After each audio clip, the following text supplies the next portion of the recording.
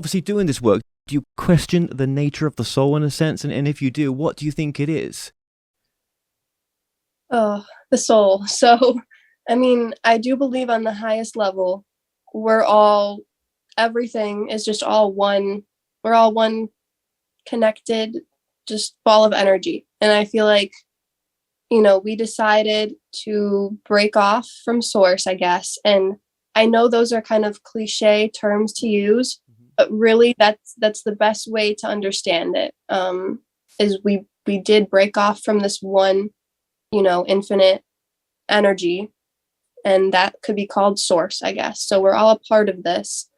And I think there's different collectives within that.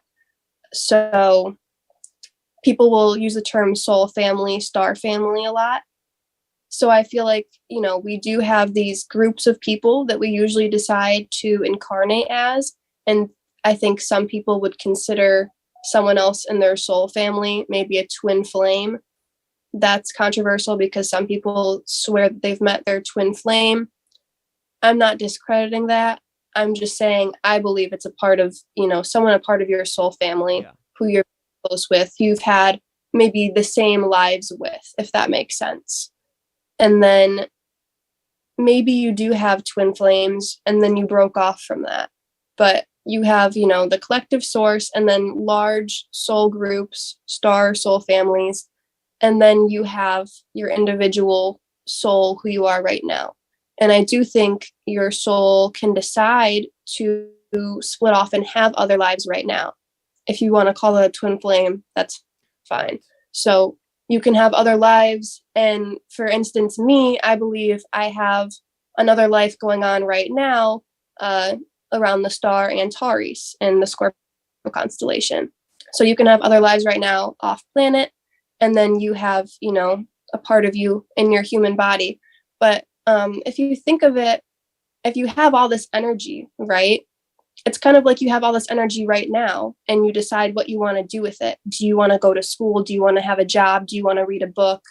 Do you want to make some food right now?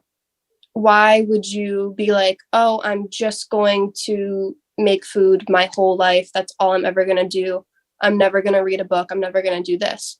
So if you have all this energy in your soul and you have the ability to go into different bodies right now too, I believe most people would do that. Why would you just put all of your energy into one life? I feel like you can have most of your energy here on earth right now because it's a very important time, Yeah. but you can have your energy in other places too. And I think as a soul, you're currently a human. You could be other things like we talked about. But I feel like after we die, we go to this realm, which I guess people could consider heaven and hell, kind of intertwined as one, where there's higher vibrations, if people want to say up like heaven, and then lower vibrations, down like hell.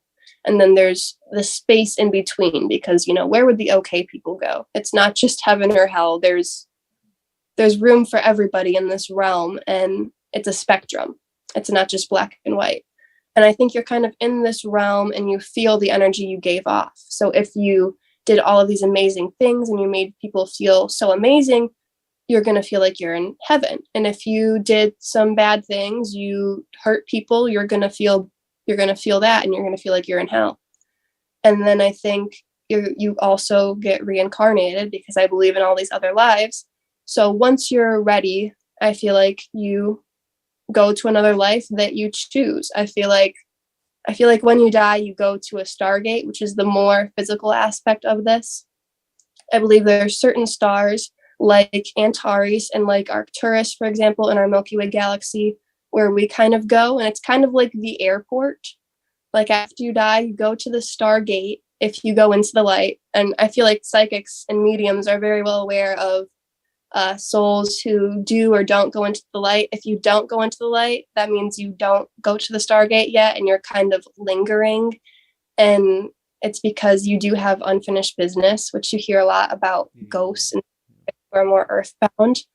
It's because they're not even ready to really go to that realm fully. I feel like they're still kind of lingering on earth. And yes, maybe they are slightly in that heaven hell realm, but not fully, because they're not ready or they don't understand. Because I do think Earth is a very dense planet, and people talk about how Earth is a prison planet and souls get trapped here. And what I would say to that is yes and no. No, but it is kind of, I can see how people would interpret that as being a prison planet, because since it's so dense, I feel like souls can kind of get confused and they're like, what is this light? I don't want to go into this light, because they're just so stubborn and they've kind of been on Earth so much. And I do think that's how you can get kind of trapped on Earth as a spirit. And that's when you need someone to assist you. And since it's in such a low vibration to be stuck on Earth as an earthbound spirit, usually that requires human psychic mediums to help you, because an extraterrestrial being who's high vibration isn't really going to be able to come down that far to that level. Maybe a lower vibrational extraterrestrial, because aliens aren't all good, you know? There's high vibrational entities and low vibrational entities everywhere in the universe. But I do think that's how you could kind of get trapped on Earth. But if you go into the light, into the Stargate, I feel like there's kind of a council of beings that will help you realize, okay, so, how was that life? What do you want to experience next? What do you need to learn? And then I think you definitely have, your own choice at the end of the day, because everyone has free will. But I do think they kind of help guide you to make that decision and point you in the right direction. And then once there's a birthday that suits you, because astrology, I feel like you're reincarnated into, you agree.